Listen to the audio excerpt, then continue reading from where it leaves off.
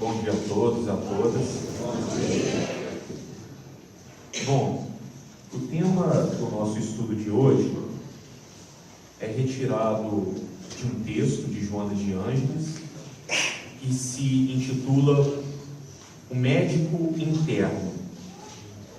O médico interior que cada um de nós possui dentro de si e que pode auxiliar o nosso processo de recuperação, de reequilíbrio, de bem-estar. Essa mensagem de Joana de Ângeles, trazida pelo médium Divaldo Franco, encontra-se no livro Desperte e Seja Feliz, no capítulo 20.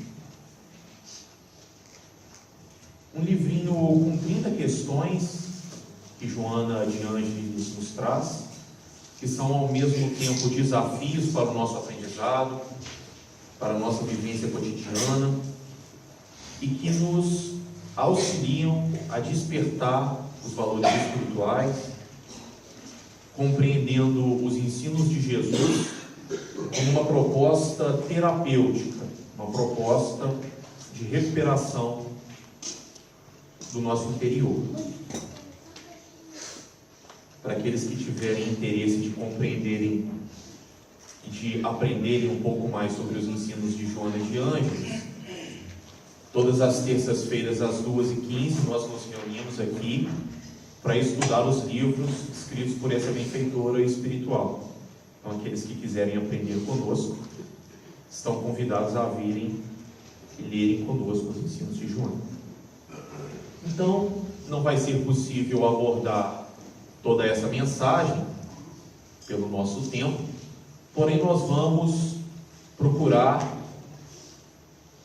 as partes principais que Joana de Ângeles nos ensina e procurar aprender com a essência da lição de cada uma dessas partes. Bem, em primeiro lugar, Joana de Ângeles nos diz: creem muitos discípulos sinceros do espiritualismo das diversas religiões que todas as ocorrências desagradáveis da existência terrestre resultam de punições da divindade. Então, por muito tempo, nós aprendemos que deveríamos temer a Deus. Inclusive, muitas vezes, ou a gente já perguntou, ou a gente já ouviu perguntar: você é temente a Deus? Ou já ouvimos essa resposta: não, eu sou temente a Deus. Aprendendo que nós devemos temer a Deus, ter medo de Deus. Aprendemos que Deus castiga quem pratica o mal, que a lei divina é a do dente por dente, olho por olho, uma lei vingativa, que Deus, enfim, se irrita conosco quando o desobedecemos. Aprendemos que Deus é aquele Senhor sentadinho ali na imagem, com cara de bravo, mal-humorado. O Senhor, como mostra a segunda imagem, que quando fica aborrecido com a nossa desobediência, nos envia seus castigos. Inclusive, muitas vezes, com aqueles fenômenos climáticos, geológicos, os quais nós ainda achamos muitas vezes que são castigos de Deus, punição de Deus, porque Ele está aborrecido com o comportamento da humanidade. Joana de Ângeles, porém, nos diz: certamente essa crença generalizada merece reparos. O conceito sobre essa divindade punitiva e cruel encontra-se defasado diante da nova compreensão do amor. Jamais a consciência cósmica, que é Deus, se imiscuiria, desceria, mediante atos de perversidade aplicados contra as frágeis criaturas humanas. Então Joana nos diz que essa ideia de que Deus é vingativo, é punitivo, é cruel, é uma ideia que precisa ser reformada, que precisa ser renovada. Ela nos diz que já no Novo Testamento, João Evangelista, em sua primeira carta, capítulo 4, versículo 8, nos diz: Deus é amor. E nós aprendemos na oração que Jesus nos ensinou que Deus é nosso Pai. E vamos ver no Evangelho de Mateus que Jesus nos diz que Deus não quer o sofrimento do pecador, mas pelo contrário, que ele se renove, que viva e que seja feliz. Ora, se Deus é amor, se Deus quer o nosso bem, quer a nossa felicidade, certamente não seria capaz de cometer atos de maldade, nos castigando ou nos punindo por nossas fragilidades, reconhecendo que nós ainda estamos em processo de aprendizado, de aperfeiçoamento. No livro dos Espíritos, na questão número 1, Kardec pergunta aos Espíritos de luz: o que é Deus? E a resposta é que Deus é a inteligência suprema, a causa primária de todas as coisas. E os mentores de luz completam nos dizendo que Deus é infinitamente sábio, justo e bom. O Criador, capaz de manter a ordem e a harmonia, a beleza e a união, tanto das grandes como das pequenas coisas. Aquela primeira imagem é uma fotografia retirada por um satélite da NASA. Não sei se vocês já viram, mas a NASA, a Agência Espacial Estadunidense, disponibiliza no seu site imagens que ela consegue obter do universo. São imagens esplêndidas, onde nós podemos ver como Deus é capaz de manter a harmonia do universo inteiro, a beleza do universo inteiro. E a segunda foto, uma folha simples, mas também nós vemos uma folha linda, né? Às vezes a gente não para perceber a beleza da natureza. Então, a gente fica refletindo, a gente fica se perguntando: será mesmo que esse Deus, esse mesmo Deus que é capaz de manter a harmonia e a beleza de todo o universo em sua grandeza, assim como dos mínimos detalhes da natureza, caprichando nos contornos de uma simples flor, de uma simples folha, será mesmo que esse Deus seria capaz de nos fazer mal, de nos punir, de nos castigar? Não seria muito mais lógico enxergar esse Deus como um Deus amoroso, bondoso, misericordioso, sábio?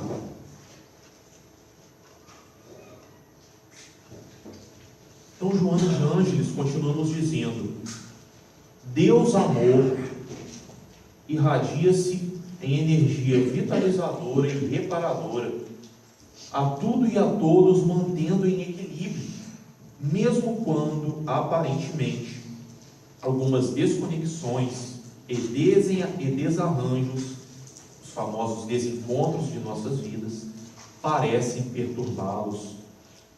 Isto é, Deus está trabalhando em nosso benefício o tempo todo. Continua nos amando, nos amparando, nos auxiliando, ainda quando a nossa atitude não é a mais adequada, ainda quando não cremos nele.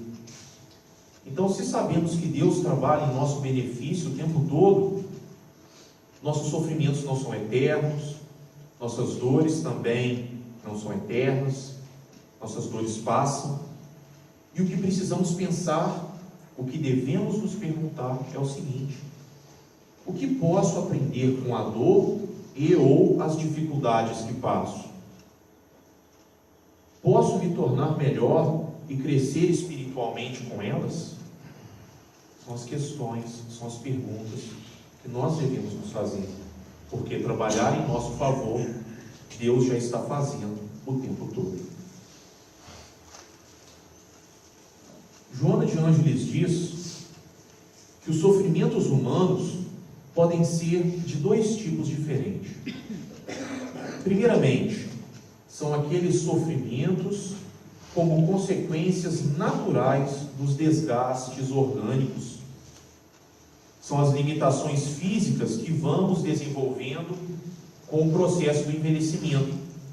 A diminuição da capacidade auditiva, da capacidade visual, da capacidade motora, aquelas enfermidades que surgem como um processo natural de desgaste do organismo, após toda uma vida de trabalho, de aprendizado, de crescimento. Com esses primeiros sofrimentos, esse primeiro tipo de sofrimento, nós podemos aprender o valor da paciência, o valor da humildade, de reconhecer nossas limitações, de reconhecer que precisamos dos outros, sobretudo quando nos tornamos mais dependentes nessa fase da vida. É muito comum, às vezes, a gente ter que cuidar de um pai, de uma mãe que está mais idoso, de um familiar que está mais idoso, e a gente fica se perguntando, poxa, mas por que isso agora? Toda a vida a pessoa foi ativa, foi autônoma, e agora ela fica numa posição de dependência, de necessidade. Mas diz Joana de Ângeles que é parte do processo natural da vida, e faz parte do nosso aprendizado, sobretudo do aprendizado da humildade, de reconhecer e aprender a lidar com nossas próprias limitações, com nossas próprias debilidades, fragilidades, de reconhecer que dependemos e precisamos uns dos outros, uma forma, portanto, de vencer o orgulho. O segundo tipo de sofrimento são aqueles, nos diz Joana de Ângeles, como consequências da invigilância, da irresponsabilidade e do desamor de cada ser. Embora sejam causados por nós mesmos, esse segundo tipo de sofrimento, podemos também aprender com eles. Podemos aprender a olhar cada vez mais para dentro de nós mesmos, procurando identificar as causas morais de nossas aflições. Acerca das causas morais de nossas aflições, no Evangelho segundo o Espiritismo, capítulo 5, Kardec nos diz que existem as causas anteriores das aflições, são aquelas aflições cujas origens, cujas causas estão em encarnações anteriores, e existem as causas atuais das aflições, aquelas aflições cujas origens estão na atual encarnação. E a esse respeito, Joana de Ângeles vem nos dizer que nem sempre, portanto, as enfermidades podem ser consideradas como processos kármicos em mecanismos de reparação. Ou seja, nem sempre nossas aflições têm suas origens em encarnações anteriores. Muitas delas têm suas origens nas nossas atitudes na atual encarnação. E sobre as nossas atitudes na atual encarnação, Kardec nos diz também no Evangelho, capítulo 5. Remontando-se à origem dos males terrestres, reconhecer-se-á que muitos são consequência natural do caráter e do proceder do que o suportam. Interroguem friamente suas consciências, todos os que são feridos no coração pelas vicissitudes e decepções da vida. Remontem, quer dizer, retornem, passo a passo, à origem, à causa dos males que os torturam e verifiquem se, na mais das vezes, não poderão dizer: se eu houvesse feito ou deixado de fazer tal coisa, não estaria em semelhante condição. Portanto, tanto Joana de Ângeles quanto Kardec vem chamar nossa atenção para nossas responsabilidades acerca das nossas ações na atual encarnação.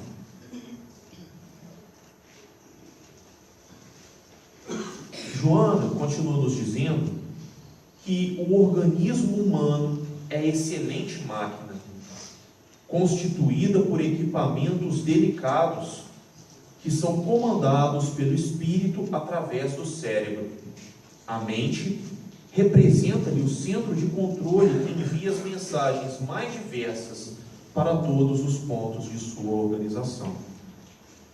Então, o corpo humano é uma maquinaria perfeita. maravilhosa. Cada célula possui a sua função específica. Um grupo específico de células se juntam para formar também um tecido específico. Cada tecido específico forma um órgão diferente que vai exercer uma função também específica, e um conjunto de órgãos se une para formar um sistema com função própria. Sendo assim, cada sistema vai executar suas próprias funções. Então nós temos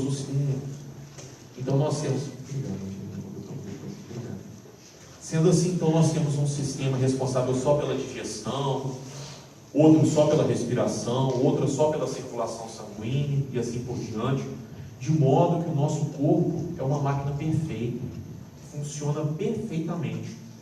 E toda essa maquinaria está sob o comando do espírito, através da mente, dos pensamentos. Sobre a ligação do espírito com o corpo, no Livro dos Espíritos, na questão 135, Allan Kardec nos diz: o homem é, portanto, formado de 3 partes essenciais. Primeiro, o corpo ou ser material, análogo ao dos animais e animado pelo mesmo princípio vital, essa maquinaria perfeita da qual Joana de Ângeles nos fala. Segundo, a alma, espírito encarnado que tem no corpo a sua habitação. É o que, em essência, nós verdadeiramente somos, espíritos encarnados. E terceiro, o princípio intermediário, ou seja, aquele que está no meio, ou perispírito, substância semimaterial que serve de primeira envoltória ao espírito e liga a alma ao corpo. Então Kardec nos diz que nós temos também, ao redor do espírito, um corpo fluídico, um corpo energético, que liga o espírito ao corpo e que ele chama de perispírito. Através dessa ligação, o espírito produz pensamentos, esses pensamentos produzem energias que são absorvidas pelo perispírito e são repassadas ao corpo físico. Então, nessa imagem, nós podemos ter uma ideia do espírito como a centelha divina, os seres inteligentes da criação que nós somos, o perispírito como o corpo fluídico, o corpo energético que envolve o espírito e que o liga ao corpo físico, essa maquinaria perfeita da qual Joana de Ângeles nos fala. Em seguida, ela diz: quando o indivíduo tem propensão para o pessimismo, o ressentimento, o desamor, cargas deletérias são elaboradas e atiradas nos mecanismos encarregados de preservar-lhe a organização somática, ou seja, o corpo físico, produzindo-lhe inúmeros males. Isto é, quando cultivamos pensamentos negativos, são geradas energias deletérias, energias destrutivas, nocivas, perniciosas, que primeiramente atingem o nosso corpo espiritual, o nosso perispírito, e em seguida o nosso corpo físico, gerando assim os diversos males que nós possuímos. Então, ali naquela imagem, a menina com os pensamentos todos desorganizados, os pensamentos todos bagunçados. Na segunda imagem, alguns pensamentos e sentimentos negativos que nós temos. Ali naquela primeira imagem, a inveja ou o ciúme. Na segunda imagem, o mau humor, as revoltas, as indignações. Na terceira imagem, os momentos de raiva, de cólera, de irritação. Naquela terceira imagem, os pensamentos de pessimismo, os pensamentos depressivos, aquele olhar de que tudo está errado, tudo está dando errado, aquele olhar negativo para a vida. Ali, na quinta imagem, o ressentimento, a mágoa, a desilusão, a decepção, enfim, um conjunto de pensamentos e sentimentos negativos que se refletem no nosso perispírito, também de forma negativa, e vão refletir no nosso corpo físico, gerando grande parte dos nossos males. Aquelas dores de cabeça que permanecem durante muito tempo, aquelas dores musculares terríveis que não passam, aqueles problemas no sistema gastrointestinal, dor de estômago, desarranjo intestinal, a elevação da pressão arterial. Quem tem pressão alta sabe, né? Que basta ficar nervoso que a pressão sobe na mesma hora. Os problemas de insônia, enfim, muitos males que são causados por nossos pensamentos e sentimentos negativos. Por outro lado, nos dias de Joana de Ângeles, igualmente, as disposições otimistas e afetuosas geram energias refazentes que recuperam os desarranjos momentâneos dos complexos órgãos que constituem a maquinaria fisiológica. Então, se por um lado os pensamentos e sentimentos negativos geram energias negativas que são repassadas ao nosso perispírito e ao nosso corpo, por outro, os pensamentos positivos, pensamentos bons, geram também energias salutares, energias benfazejas, benéficas, que auxiliam primeiramente o nosso perispírito, em seguida são repassadas ao nosso corpo físico, auxiliando no nosso processo de reequilíbrio, de recuperação da nossa própria saúde. Então, na imagem, a moça cultivando pensamentos positivos, bons pensamentos, pensando em Jesus, pensando nos bons espíritos, no seu anjo da guarda, nos mentores de luz que nos auxiliam, pensamentos de solidariedade, de caridade, de fraternidade, pensamentos voltados para o bem, pensamentos voltados para a harmonia da natureza, que é obra de Deus, como nós já vimos. Enfim, um conjunto de pensamentos positivos que geram energias salutares, energias benéficas, que são absorvidos pelo nosso perispírito e repassados ao nosso corpo físico. Então, Joana de Ângeles nos diz: há no corpo humano um médico às ordens da mente, que o espírito encarnado comanda, aguardando a diretriz para agir corretamente. Então, é como se cada um de nós tivesse um médico dentro de si. Claro, isso não quer dizer que a ajuda dos médicos não seja necessária. Os médicos formados com a intenção específica de nos auxiliar na recuperação da nossa saúde. Não quer dizer que o auxílio deles não seja necessário, mas sim que nós podemos nos ajudar no nosso próprio processo de recuperação. Acerca disso, tem um ensinamento importante de Jesus, que está no Evangelho de Lucas, também no livro Boa Nova, do Espírito Humberto de Campos, psicografado por Chico Xavier, que é o caso do paralítico de Cafarnaum, onde Jesus nos mostra a importância desse ensinamento, do médico interno, desse médico interior que nós possuímos.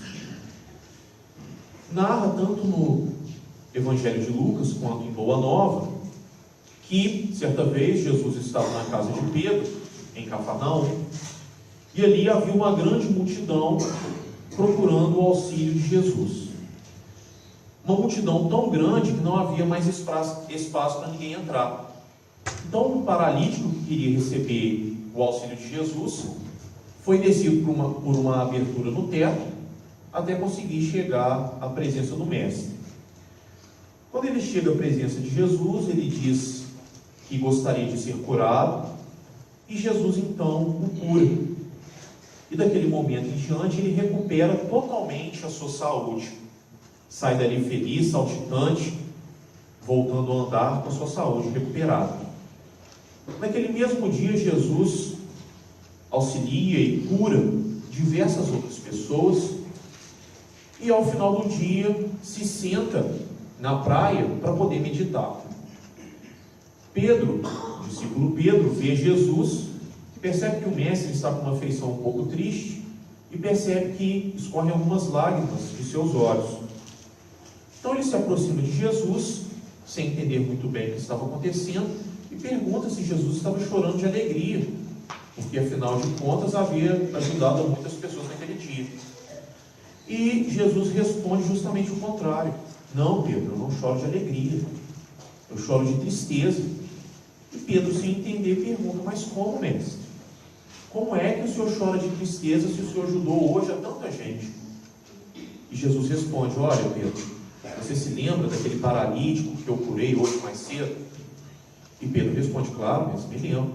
Pois bem, Pedro, agora, nesse exato momento, ao invés de estar agradecendo a Deus e revendo as diretrizes de sua vida, por poder ter obtido a cura, ele está na taberna, se embebedando e mostrando o seu corpo saudável às mulheres. Então, em seguida, Jesus diz: Pedro, não vim colocar remendos novos em panos velhos, nem vinho novo em bilhas sujas. Então Jesus não veio para colocar remendos. Jesus veio realmente para renovar o nosso interior, para impulsionar a nossa mudança íntima. E sobre essa mudança íntima a gente lembra de uma frase muito importante dita por Emmanuel a Chico Xavier, o mentor de Chico, assim que ele começou a trabalhar com Chico. Chico perguntou a ele: Emmanuel, o que é necessário para que eu trabalhe com os bons espíritos e sirva Jesus? E Emmanuel respondeu a ele: ora, Chico, 3 coisas são necessárias: disciplina, disciplina, disciplina. E a gente sempre entende essa frase como Emmanuel estivesse reforçando 3 vezes a importância da disciplina. Ou seja, como se Emmanuel estivesse dizendo: Chico, seja extremamente disciplinado. Porém, na verdade, ele estava falando com Chico da importância de 3 disciplinas diferentes: a disciplina dos pensamentos, isso é, o cultivo dos bons pensamentos; a disciplina das palavras, como já nos dizia Paulo, que da vossa boca não sai nenhuma palavra torpe; e da disciplina das nossas atitudes, ações voltadas para o bem. Então, as 3 disciplinas que auxiliam o nosso processo de renovação interior e que nos ajudam, como diz Joana, a despertar esse médico interno que todos nós possuímos. Certamente, a gente fica um pouco pensativo, porque na nossa condição, nos enfrentamentos do dia a dia, nas lutas do dia a dia, nós sentimos ainda muitas dificuldades em cultivar um padrão de pensamento voltado plenamente para o bem. A gente ainda consegue realizar um esforço maior de conter as palavras ou de conter as atitudes, mas o pensamento exige um trabalho ainda mais amplo, porque o pensamento é extremamente fugidio. Quando a gente menos se dá conta, já pensou, e o pensamento foi. Então a gente fica preocupado e pensativo, porque como cultivar bons pensamentos, como trabalhar pela renovação dos meus pensamentos, como ter disciplina de pensamentos, se eles estão o tempo todo fugindo. O Siddhartha Gautama, o Buda, dizia que o nosso pensamento é como um macaco louco, que fica o tempo todo pulando de galho em galho. E muitas vezes a gente percebe isso no dia a dia. A gente está pensando aqui em uma coisa, em pagar as contas, daí a pouco o nosso pensamento já está em outra coisa, preocupação com o filho, daí a pouco ele já está em outra coisa, preocupação com o pai e mãe, daí a pouco ele já está em outra coisa, preocupação com o trabalho. Então o nosso pensamento fica, dizia Buda, como um macaco louco, ou como um cavalo selvagem que nós temos dificuldade de domar. Então a gente fica preocupado, como cultivar essa disciplina, se ainda nós temos dificuldade de educar, de controlar os nossos pensamentos. Então Kardec nos fala sobre a importância de reeducar os nossos pensamentos. de realizar um trabalho contínuo, trabalho constante de educação, de reeducação dos próprios pensamentos.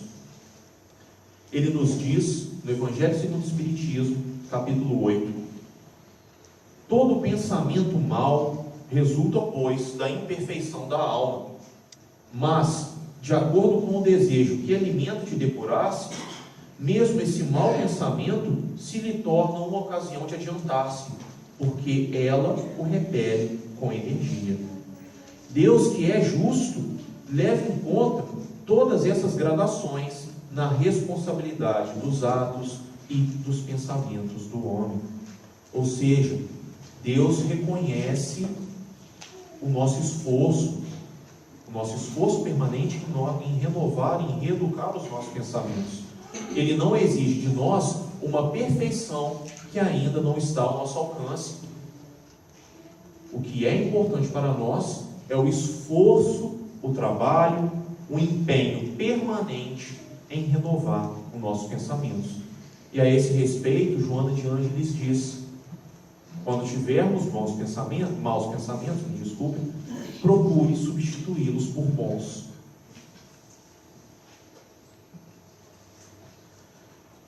Então, Joana de Ângeles conclui o texto, conclui sua mensagem, dizendo o seguinte: busca vibrar, ou seja, busque pensar na onda do amor e da confiança irrestrita em Deus, orando e agindo com acerto, e estimularás o teu médico interior a preservar-te a saúde, para bem atenderes os elevados cometimentos da atual encarnação. Então ela diz: busca permanentemente cultivar a oração e os pensamentos de amor. E nesse momento a gente pode ficar pensando: poxa vida, mas afinal de contas, o que a oração tem a ver com o cultivo dos bons pensamentos? O que o amor ou a caridade, que é o amor em ação, tem a ver também com os bons pensamentos? O que isso tem a ver com a nossa renovação íntima? Bem, se nós entendemos a oração como um gesto maquinal, como um gesto obrigatório e decorado, que simplesmente temos que repetir, realmente, ele não vai ter nada a ver com a renovação de nossos pensamentos. Se nós entendemos o amor ou a caridade apenas como o simples gesto de doação material, de auxílio material, certamente também o amor e a caridade nada terão a ver com a renovação de nossos pensamentos. Então, a gente precisa pensar um pouco melhor. O que, afinal de contas, é isso que nós chamamos de oração? Que nós fazemos desde pequenos, aprendemos com a religião que nós seguimos a orar, mas muitas vezes fazemos sem parar para pensar. O que é, afinal de contas, a oração? O que é, afinal de contas, o amor ou a caridade, conforme Jesus já nos ensinou, conforme a doutrina espírita nos fala? Nós vamos ver no Livro dos Espíritos, questão 659, a pergunta de Kardec: qual é o caráter geral da prece? Ou seja, o que é a oração em sua essência? O que ela é?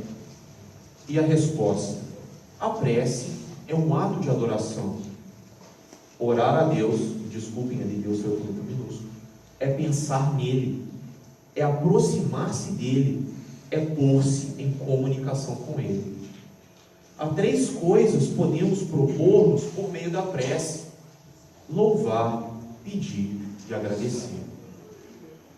Mas eu gostaria de destacar algumas partes específicas dessa resposta que os mentores de luz dão a Kardec.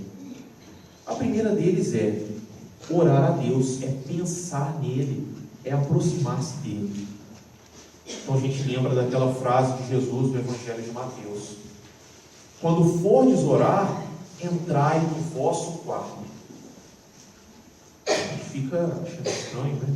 Olha, como assim entrar no meu quarto? Será que eu só posso fazer prece se eu estiver dentro do meu quarto?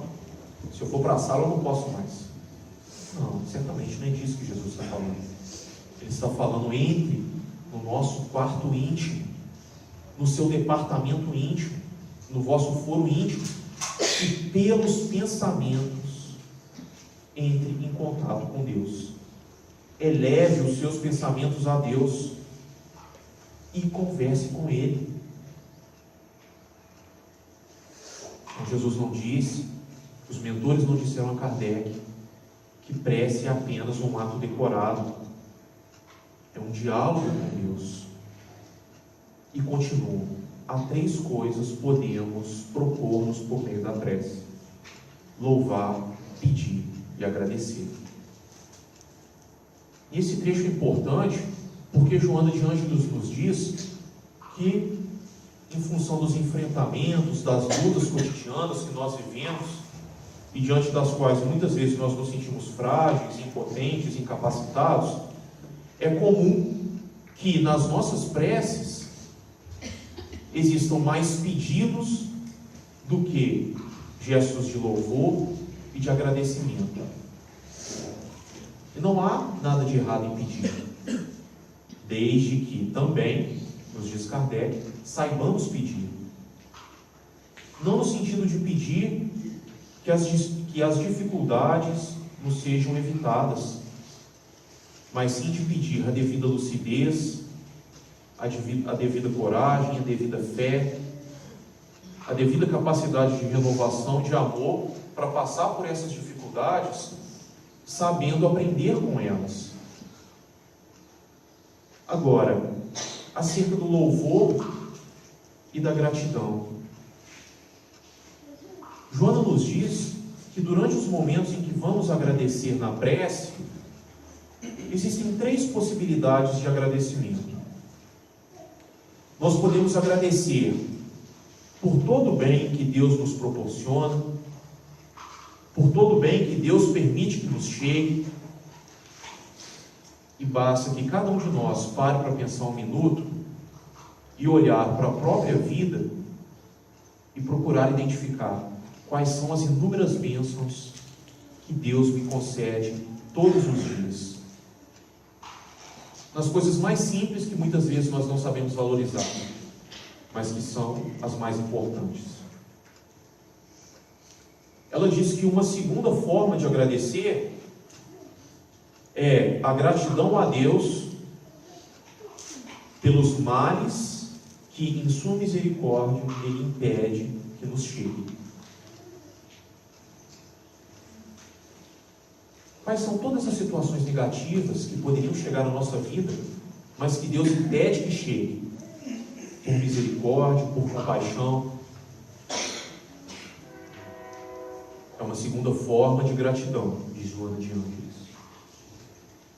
E o terceiro tipo de agradecimento, e esse exige de nós um esforço e um aprendizado ainda maior, porque consiste, diz Joana de Ângeles, em não só agradecer verbalmente, mas em realmente sentir-se grato também pelos males que nos chegam.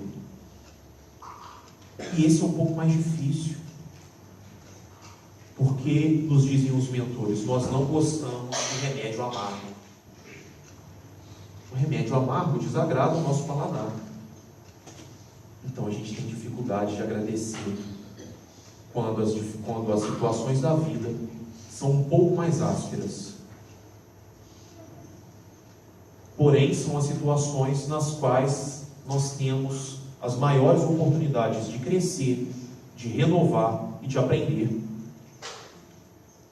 De tal forma que os mentores constantemente nos ensinam a enxergar os obstáculos da vida, as lutas cotidianas da vida, não como problemas, não como situações desagradáveis que nós não queremos viver, mas como oportunidades abençoadas de aprendizado. Então eles nos dizem: olhe, modifique a forma de vocês de ver e de sentir. Procurem não enxergar os obstáculos naturais da vida como problemas, e sim como oportunidades. E se perguntem: o que posso aprender com isso? Como posso crescer com isso? Como posso me renovar e me melhorar com isso? E isso tem a ver com oração.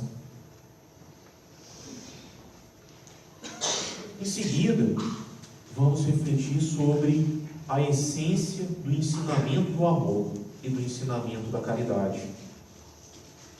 Porque também no Livro dos Espíritos, na questão 886, Kardec perguntou aos mentores de luz: qual o sentido da caridade? Isso é, qual o sentido, o significado profundo do amor em ação, que é a caridade, como a entendia Jesus?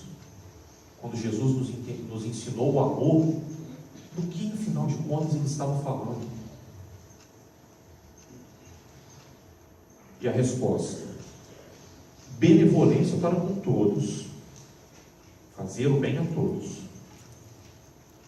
indulgência para com as imperfeições dos outros, a famosa tolerância, compreensão, paciência com as dificuldades alheias e perdão das ofensas.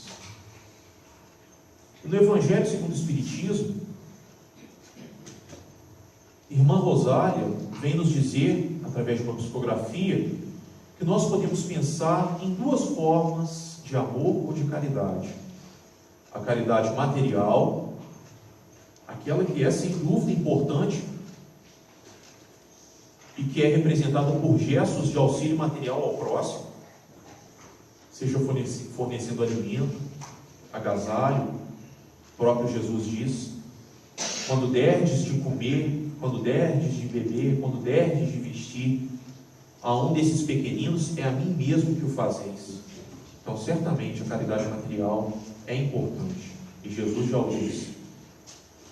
Mas ela diz: existe uma outra, que é a caridade moral, aquela que se faz por meio de pensamentos, de sentimentos, de palavras e de atitudes benevolentes, indulgentes e de perdão.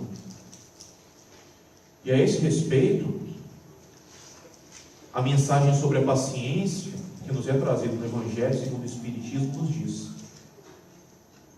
a caridade que consiste em dar esmolas aos pobres é mais fácil, porque consiste em dar materialmente. Em seguida ela afirma: mas existe uma muito mais penosa, que nos exige muito mais esforços, e que é consequentemente mais meritória, que é a de perdoar o que Deus colocou em vosso caminho, para serdes instrumentos dos vossos sofrimentos. E esse exige o nosso esforço permanente. E exatamente por isso que exige a renovação dos nossos pensamentos e dos nossos sentimentos.